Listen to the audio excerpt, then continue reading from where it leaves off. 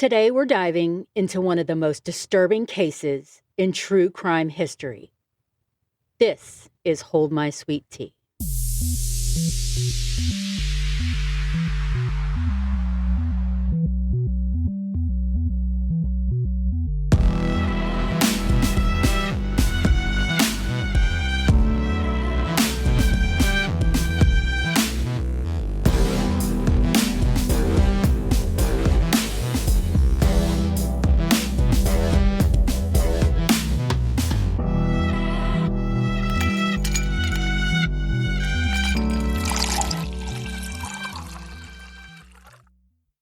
Hey everybody, I'm Holly. And I'm Pearl. And how about that $1.8 billion jackpot? $1 billion. I was about to say, it's freaking freezing in here, Mr. Bigglesworth. Right? I would buy freaking sharks with freaking laser beams on their heads. Right? Oh my God. I would start an evil empire. No.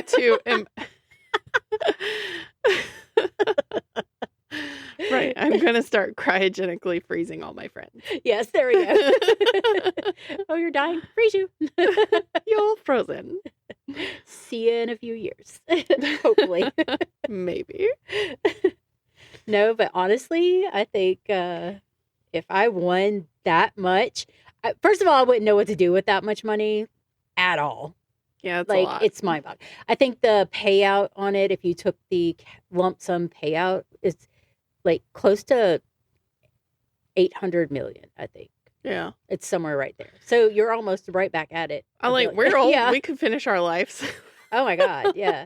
But I would definitely immediately pay off any debts that I owe.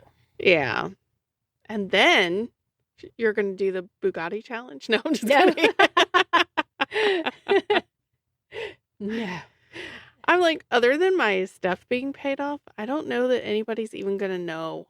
Oh, no. I would 100% stay anonymous. Even though my name would be out there, I would wear, that Renaissance Fair pink wig I have, I would wear the pink wig. I would put a face mask on. I would, wear some, obscure 80s tracksuit or something. And I would go up there Pink and hair get mafia. my stuff. Yes, exactly. And they can't make you take your mask off. Yeah. That's funny. So I'll be like, all right, take my picture. All right. Peace out. Peace out. Mm-hmm. And then I would get up out of here. I mean, I'm sure I would do very nice things for my family. Oh, absolutely. Just because I'm like that. Mm-hmm. But then I'd be like, this is all you get. Right. Don't spend it all in one place. Get what you get. Don't throw a fit. Forget you know my name. Yep. Don't be calling me in 2 years going, so I gambled away all the money you gave me. That's not my problem. And now this mafia guy out of Las Vegas is trying to kill me. And I'll be like, cool. New podcast episode. Right. We would still podcast. 100%. We would have the coolest pod lab, though. It would be like the best pod lab ever. Yeah. I'm like, for sure. I might quit my job and start a whole bunch of really cool hobbies. Right. Oh, absolutely. But, because, now I'm like old. It would be great to go. I thought I was never going to be able to retire. But look at me now. But, but I think my one, splurge thing, I would travel. Yeah. I would travel. Samesies. I want to go There's everywhere. so many things I want to see. I definitely want to go to Edinburgh and just feel the feels because it's gorgeous there. Yeah. And everywhere. There's so many places I want to go. Not even just there. I want to go everywhere. Because then you're everywhere you want to be. Exactly. You would definitely have to have some home base somewhere, but yeah, travel. That would be on my... I'm sitting here going, would my home base be somewhere in America? Maybe not. Depends on the visa situation, but yeah. I mean, I got a lot of money. Right. What you need me to do? My cats would have to travel with me, though. Yeah. And my dog. My My honey bunny's already been on an airplane. Yeah, she has. Did so good. She has. She's such a good girl. Yeah. But yeah. Nobody even knew she was there. She was so quiet. I go to get off the plane and I've got her in her little carrier. Yeah. And this guy looks down and he goes, "You've had a dog on here the whole time?" I'm like, "No, we picked it up mid-flight." Right? Yes, she's been here the whole time. We drove him at the delivery window. You didn't see us pick her up? Right. What the heck? But yeah, the entire time. Crazy, huh? Yeah. But they're more annoying than children. Mm-hmm. Apparently. Nobody even knew she was there. But, we can all dream. Hopefully somebody very deserving wins it. Yes. And nothing against California, but I really hope somebody in California doesn't win because they always win. Right. On the last drawing, didn't some guy miss it by like a number or something like that? Yep. That would really hurt my heart. Yeah. I'd be like, he's still got a good bit though, so I think I would be grateful, but it would hurt my heart a little bit. Like, So where we going? What we doing? All right. Well, like I said in the beginning, it's one of the most disturbing cases in true crime history. It's a story so bizarre and grotesque, it would forever change the way America thought about small town safety. Like evil lurking behind closed doors, even horror movies themselves. So this is the story of Ed Gein. Now, if you have listened to any true crime podcast, if you have watched movies, if you have lived in America and you know who a serial killer is, you have probably heard of Ed Gein, the butcher of Plainfield, the man who lived in a house of horrors. Not horrors, horrors, because mother would never allow horrors in the house. There's no horrors in this house. Okay, so let's all settle in because I'm going to tell you the story of Ed Gein. So, Ed was born on August 27th, 1906, in La Crosse County, Wisconsin. His family life was complicated, to say the least. His father, George Gein, was an alcoholic, unreliable. He struggled to hold a steady job. To young Ed, George was a weak man. He wasn't the bring home the bacon dad. Was he bring home the cheese curds dad, though? Maybe, because Wisconsin's got some cheese curds. Yes. Wisconsin, your cheese curds are amazing. Hello, Wisconsin! I should have opened with that.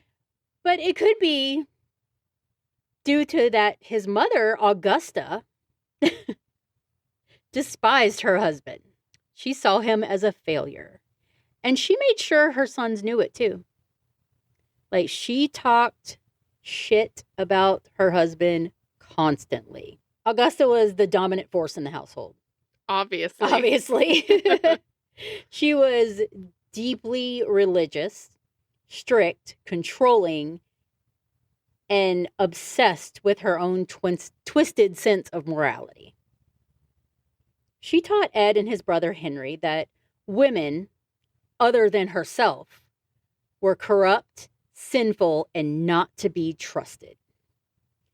She would preach from the Bible daily, pounding it into their heads that the world was wicked, filled with temptation, and doomed. Like, that doesn't sound like a good time to me. Like, why are you so angsty against the world? Like, live your life, woman. Or don't. Like, don't take it out on your sons. Peace out. Right. Quit making everybody else miserable, yo. But here's the thing. Like, while Augusta claimed to hate sin, she ruled her home with fear, manipulation, and isolation. Well, she should have isolated herself in another house. If she was that, like, bitter left and them poor kids alone. Sad, right. She allowed very little contact with outsiders. The boys weren't permitted to have friends. The Gein children grew up in near social isolation, cut off from normal experiences of childhood. Their father was abusive and absent. Like, he was on a bender drinking, or then he'd come home and smack them around or something. I'd say that if I had to put up with Augusta, yeah, I may also be an alcoholic. and abusive. You're like, I gotta drink. This woman is getting on my nerves. No. But his brother Henry was skeptical of Augusta's teachings. But Ed clung to every word. He adored his mother. He worshipped her. Some say he was like obsessed with her. Like she was his only emotional connection. So when she was his only human connection, right? Besides his dad and brother, every once in a while, and his brother, right? Like literally, that's all he's got. Yeah, like that's it. So to him, her word was gospel. Yeah, like he was there for it. Nothing that mother said was wrong. The gospel according to mother. Yeah. So we're going to dive into a psychological concept real quick known as the Madonna-whore complex. It's a concept first described by Sigmund Freud. It refers to a kind of a split in the way that some men perceive women, where they divide them into two extreme categories. The Madonna, which represents like purity, virtue, nurturing, motherhood. Not the Madonna I know. No. She's like a virgin. But women in this category are to these men who have this extreme concept of women. I'm over here using my hands a lot. But they're respected, they're idolized, not viewed as like sexually desired. Mm-hmm. So they're seen as good women, worthy of love and some type of long-term relationship, whether it be your mother or somebody that you really look up to. Now, the whore represents sexual desire, promiscuity, sinfulness. Women in this category are desired physically, but not respected or valued for deeper emotional connection. They're often seen as like bad women, suitable for sex, but not for love or marriage. And I just want to say that if you've ever been on a dating website, there's a lot of damaged men on there who literally think this. Mm-hmm. Like, they think that going through women and then they're like, oh, well, I would never date her because she did this, and sent me these pictures. But yet here you are sending out pictures to everybody else. But you don't think that about yourself. You just think that's about her. Yeah. That's not a good girl. She would never do that. Mm-hmm. So like, why is this concept problematic? Like, duh. Right. I think men like often struggle to integrate both sexuality and respect for women in the same person. I've met many men who are like this. Yeah, and then they marry the girl they think is the quote unquote good girl. Yeah. And cheat on her constantly. Mm-hmm. Because what they really wanted was the one they thought was a whore. Yep. Like and like they don't feel sexually attracted anymore because they put her in the position of the Madonna. So, yeah. But I think like in modern psychology, misogyny and sexism, like treating women as either saintly mothers or sinful temptresses, difficult sustaining intimacy, or even when you think of somebody in a different way, like you don't want to treat her well because she's just a sex object to you. Mm-hmm. But I think, a lot of psychologists did think that Ed Gein's relationship with his mother fits the framework for the Madonna-whore complex. It was extreme, layered with like psychosis and trauma. Of course. Laid on by the Madonna. Up there preaching. Papa, don't preach. He didn't. Mama did. Right. Exactly. So, Ed Gein is in trouble deep. He is. In 1940, his father died of heart failure, brought on by years of drinking. Well, I'm sure drinking and having to put up with all of that mess going on in the house. Because but again, he was a weak man and he wouldn't stand up for himself. He lived in a loony farm. Yep. So for most families, it would have been a tragedy, but for Augusta, it was more like the removal of a nuisance. She was like, good riddance. Of course she was. Then came 1944. There was a brush fire on their property where their farmhouse was. Ed and Henry were working to clear land when the fire spread out of control. Firefighters came, and when the smoke cleared, Ed reported his brother missing. Authorities later found Henry's body lying face down. He had bruises on his head, but despite the suspicious circumstances, the death was ruled accidental. Interesting. So officially, Henry died from heart failure combined with smoke inhalation. Okay. But many have speculated, did Ed kill his brother? Maybe. Did Henry challenge their mother's teachings one too many times? So he just had enough. Maybe. And they were out in the field. He saw an opportunity. Whack. Maybe. With Henry gone, Augusta had Ed all to herself. And when she passed away in 1945, after a series of strokes, Ed was left completely alone. And that's when things begin to unravel. And police reports say that when Augusta died, because he was in such a mind space of a child almost, he literally wailed and cried like a child. Well, again, this is the only human contact. Yep. Besides his brother and dad, or human contact that he somehow managed to enjoy. I don't understand. But, his mom was his best friend. It was his entire stinking world. So, I guess he would freak out. Yeah, and it's not like he couldn't. He doesn't even know how to make relationships with people at this point because he's never had to be social with anyone. Right, and it's not like he could go and do things because she would not let him. She would not permit him to go. So he when he lost it when she died. He lost what he never had. Right. He lost his mind. Which he also never had. She was his mind. Mm-hmm. Yeah, she was a voice in his head, for sure. After Augusta's death, Ed kept the family farmhouse in Plainfield, but he lived like a ghost within it. He boarded up the rooms his mother used, the parlor, the upstairs bedroom, leaving them untouched, almost like a shrine.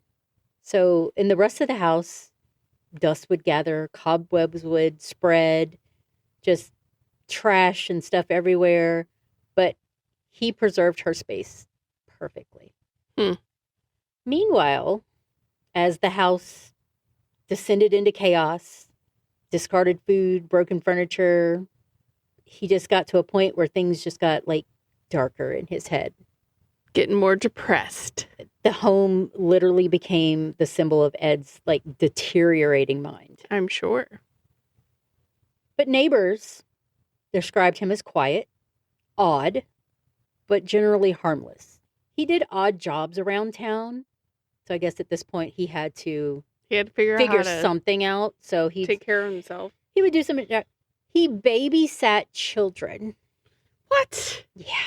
No way.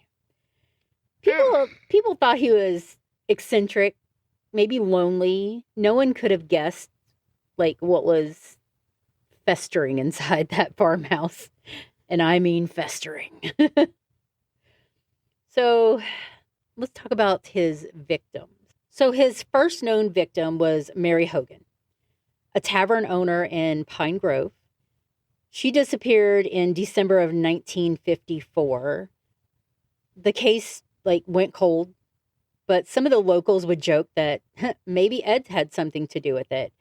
They would laugh about it and stuff, but he frequented the tavern And he kind of, I think, not really had a crush on her, but he was like enamored by her because she kind of resembled his mother. That's what I was about to say. Did she remind him of his mommy? Yes. So she was an older lady.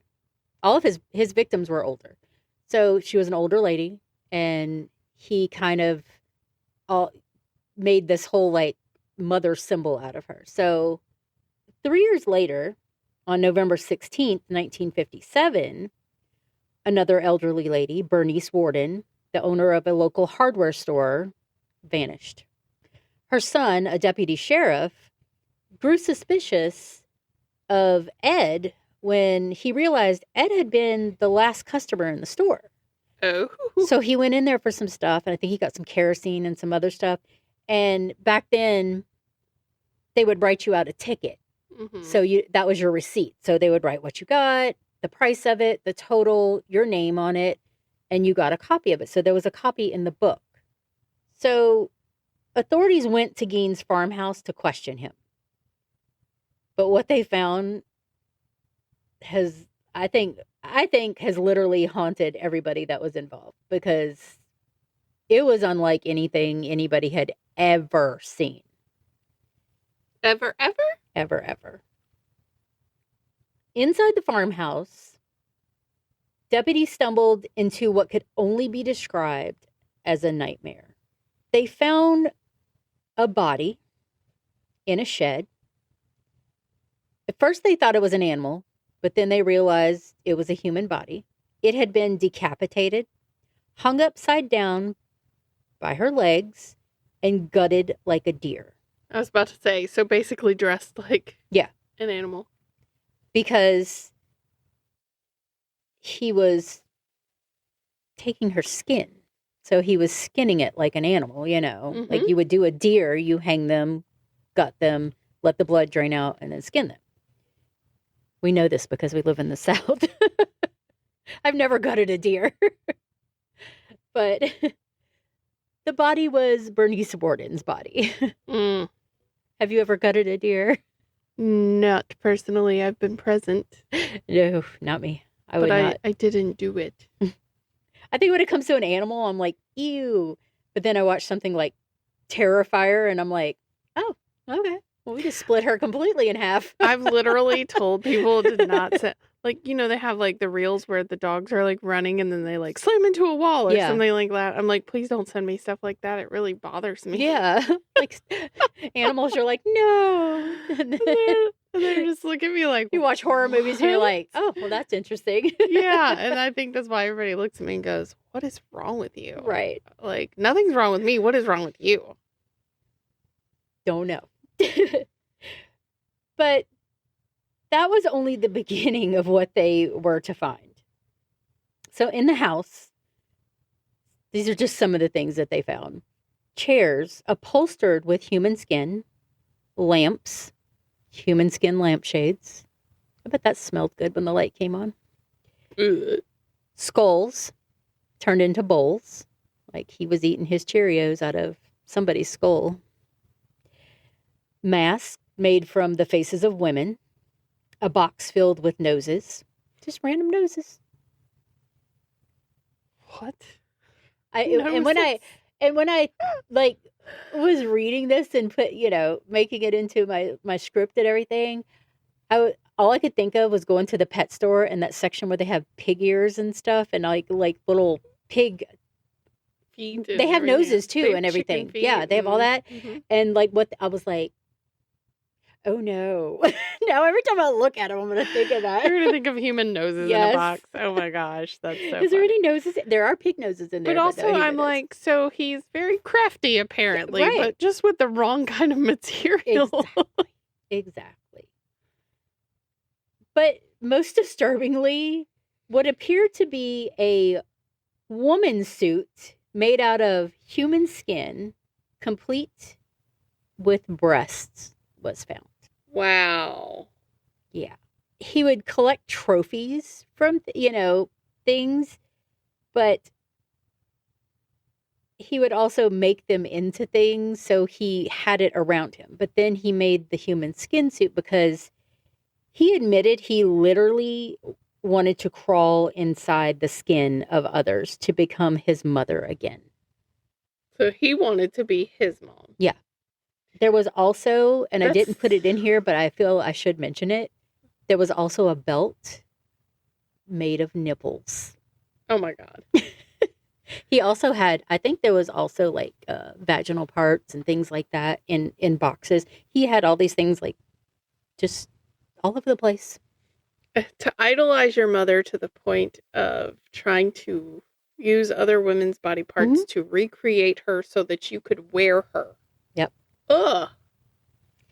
So it turned out many of these trophies, like I said, weren't from murder victims, but from grave robbing.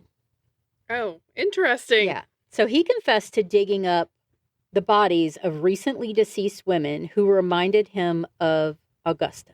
I'm like, so how many cemeteries does Plainfield have, for one? And how does nobody, I guess, like, he would probably wait. He would see it in the paper, like, oh, this person died. Here's a picture. She looks like mother. He would wait it out till they buried her. The dirt's still fresh. He'd go dig it up, get the body out, cover it back up. No one was the wiser because it was still a fresh grave. Perhaps. Yeah.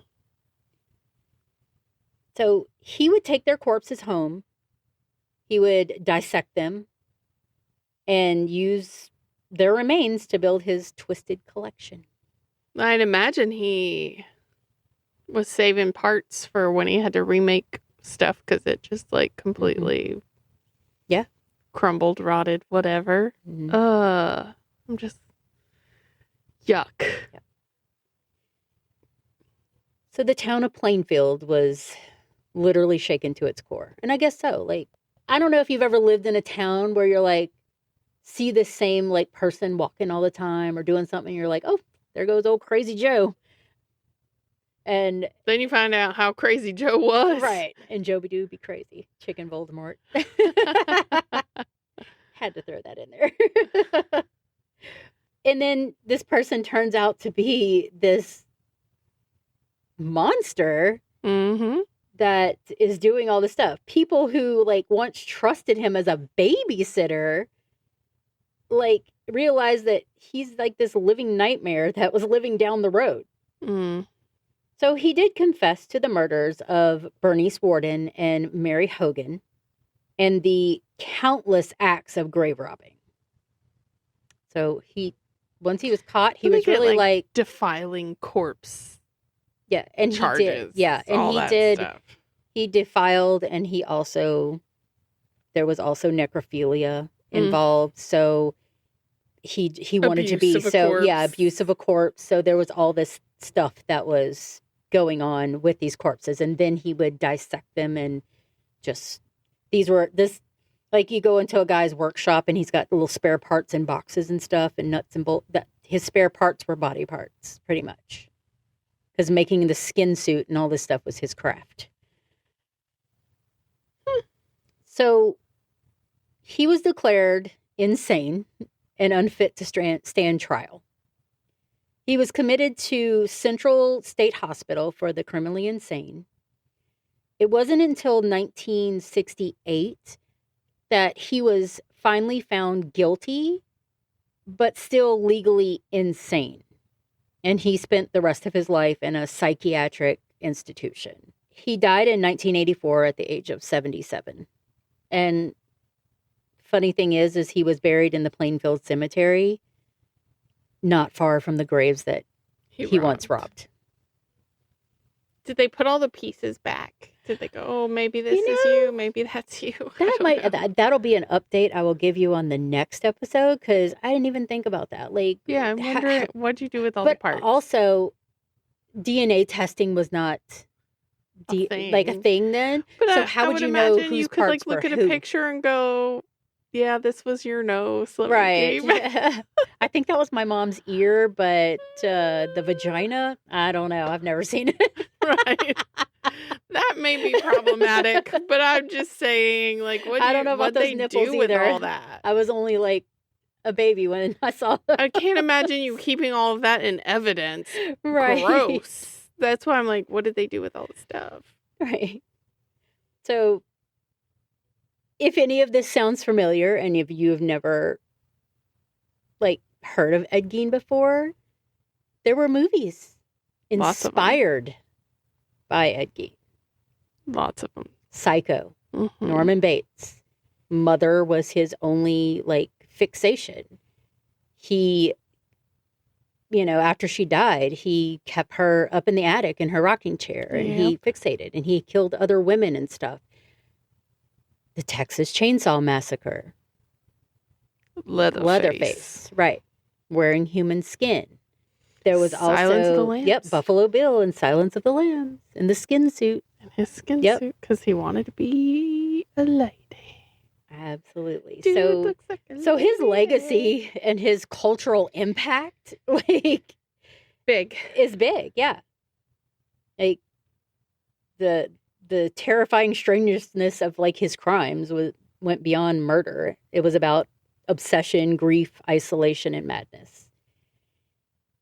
But even with all the movies and books and things about that inspired, that were inspired by him, each one of those fictional characters took pieces of Ed's twisted reality. And to this day, when we think of the killer next door, the quiet, harmless, seamless, neighbor hiding unimaginable darkness, Ed Gein is the prototype for that. He wasn't a big city monster. He wasn't hiding in the shadows of a bustling metropolis, He was in Plainfield, Wisconsin, population barely 700, a small town, a trusted face. People didn't lock their doors and windows. I bet they did after. But, I mean, he was locked up. But still, it still gives you a sense of ick. Yeah. And, you went from a place that felt like everybody knew everybody. But did you really? I mean, let's be real. You never really know anyone. Right. Ever. You think you do. But you do not. And it's also, sometimes the most ordinary places hide the darkest secrets. Yep. Sometimes that's the easiest place to hide. Because, I don't know if it goes on in anybody else's mind, but, I'll have to take a trip to, Walmart, and I have to go in there and get something. In my brain, I'll walk in and go, all these people around me, one of these people could have killed somebody. I don't know. My brain's so twisted and weird like that. I'm like, why am I thinking of things like this? You think of things like that. Do you want to know what I do? What? If I'm walking, driving, it doesn't matter where I'm at, and someone looks like they're just nervous or doing anything, they seem like they might be doing something wrong, I purposely stare at them to remember what they have on, what their face looks like. I literally, to the smallest every detail, memorize these people before moving on with my life. Right. Just in case I hear something. And be like, I got you. Hold on, let me call the Crime Stoppers. Right. I know which one this one is. I know which one it was. Yes, I got you. Literally, I do that. So if anybody sees me staring at you in the grocery store, that's why. Yeah. I think you look sketchy, and I'm memorizing you. Yeah. She's taking mental pictures of your whole anatomy. Yep. Sorry. Even down to those crusty shoes. No. Absolutely. The crusty shoes. Right. Because I told you about my interview that one time. Yeah. Y'all, I worked for EA Games for half a second. And part of the interview was they sit you down in a room and then they tell you to close your eyes and tell them every detail you possibly can about the room. Anything that's in it. And I literally told the guy who interviewed me that he had 2 different colored shoestrings. One was brown, one was black. And he was like, holy crap. Nobody ever gets that. So yeah. That's me. That's my problem. I'm a little bit weird. Yeah. Yeah. I'm right along there with you because I am extremely observant. And even when you think I don't know, I know. I know things. And people will be like, oh, blah, blah, blah. And I'm like, lay out some details. And they're like, how did you know that? And I'm just observant. Mm-hmm. I gauge every situation. I guess being a tourist, like we're quiet when we're uncomfortable or in a new situation because we're like studying everything. And then, I won't shut up half the time now. I'm like, okay, I'm familiar with the situation. Let's go. Now I'm going to talk myself to death over here. And then my flair for the, dramatic, that's my Leo moon. I'll do something. And Pearl's like, are you okay? And I'm like, ah! I'm like, oh no, I'm okay. I just dropped something. Yeah. It sounds like she then like lost a finger or something, but literally, oh no, I just dropped this paper clip. It's fine. I can't help it.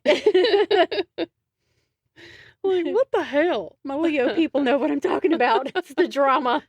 The sad thing is that's my rising. Mm-hmm. And I'm still like, I don't freak out over dropping paper clips. She is not dramatic. Me, on the other hand, dramatic. Yeah. I am very calm, cool, and collected. Mm-hmm. As a matter of fact, when my dog nearly bit the tip of my finger off, I was very calm, cool, and collected. I was there for that. She was like, still trying to get the dog out from under the recliner and going, I need to go to the hospital. That's what I said. Is the dog okay? I'm like, I don't know, but I need to go to the emergency room. Right. He was okay, by the way. Yes, he was. He also had to go to the vet and get some stitches, but he was okay. Yeah. Watch out for motorized recliners. I did not cause his injury. I was just trying to get him free from the contraption he was caught in when he bit me out of pain. But he felt so bad. Yeah, Sweet he did. Boy. He was very sad. I was there for that, and I was like, oh my gosh. Yeah, he like walked so slowly to me when I came home from the hospital with his head down. He was like, I'm sorry, Mom. And I'm like, it's okay. Yeah. And so now a piece of him lives with me forever because he has passed. But I do have to say, like, I'm dramatic in certain situations, but when it comes to an emergency situation, I go full, like, serious mode. Yeah.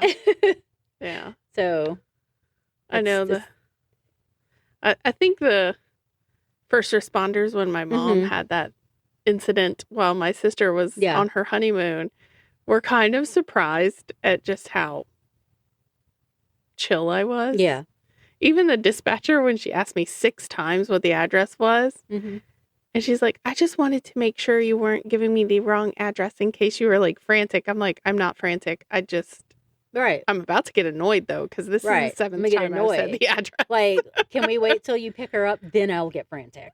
I didn't do that either. No. I just went, okay, I need to get her medicine. I need to bring her clothes. I need to bring, just like start making lists. Making a mental list. Yes. But yeah, we do these weird little quirky things, and I'm sure everybody does. Yeah, share your quirks with us. Yes, we want to know.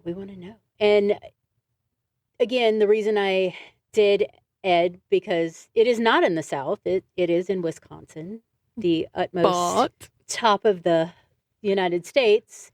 But I wanted to do it because Ryan Murphy's series is coming out with Ed Gein on October 3rd.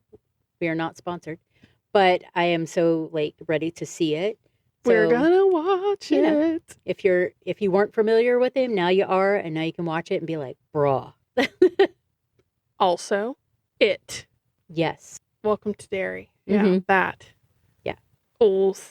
It's coming out October 26th on HBO Max. I am excited to see that one too. And Mr. Skarsgård himself is still in it. So he's going to still be Pennywise, which I think is great. Yeah, they shouldn't pick another one at all. I was like, yay, when I saw that. So he's creepy. Do you know who is not creepy? Patty Salzetta. She is quirky, though. Yeah, very quirky. Not creepy, quirky. But I don't think she would ever wear a skin suit, though. No. Not at all. But she makes some awesome music. She might wear an 80s tracksuit. She 90s probably would. tracksuit even. Yeah. The, Yeah. like, neon one. But she made wonderful, wonderful theme music for our podcast, and we appreciate it. Absolutely do. And again, send us your quirkiness. Mm-hmm. Social media. Or at steeped@holdmysweettea.com. And if you go on our TikTok to our last episode 61, Buford Pusser, we got quite the ruckus going on in there in the comments. Yeah, the uproar.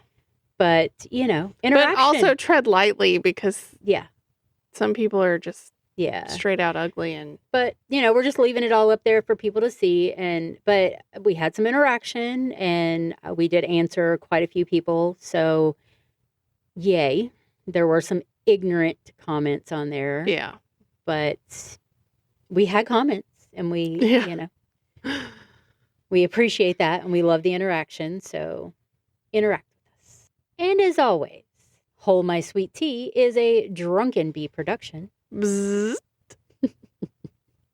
You guys remember to stay safe out there. And just because we're dipping doesn't mean you can't keep sipping. Bye. And stay out of the graveyards, Ed.